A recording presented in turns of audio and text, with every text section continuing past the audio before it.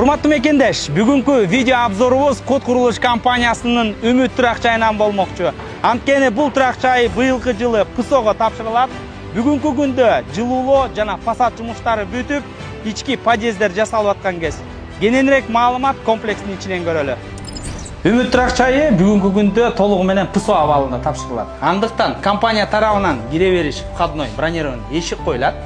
Квартиранын ичине киргенде болсо стена кумшубак болот, пол сухой стяжка, санузелде болсо бизде гидроизоляция жана ошондой эле ысык суу, муздак суунун трубалары, монтаждары болот. Квартиранын ичине кабелдер, бул жерде бизде домофон, интернет, пожарка жана ошондой эле электричествонун кабелдери кирет. Бул жакка щит коюлуп, автоматтар коюлат. Келиңиздер, кийинки бөлмөгө келсек, кухня бөлмөсү. Кухня бөлмөсүндө бүгүнкү күндө суулардын трубалары монтаж болгон, канализационный труба кирген. Бул жакта болсо бизде газдын трубасы орнотулган, буюрса газдын счетчиктери коюла баштайт. Жана ошондой эле балкон. Балкондо бул жерде перегородка болот.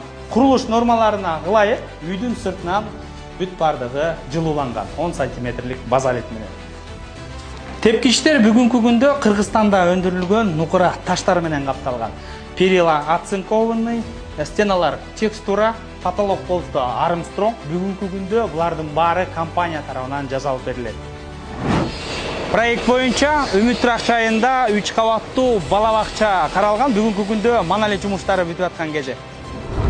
Менин артымда турган бул подземный паркинг, үстүндө болсо балдар аянтчасы болот.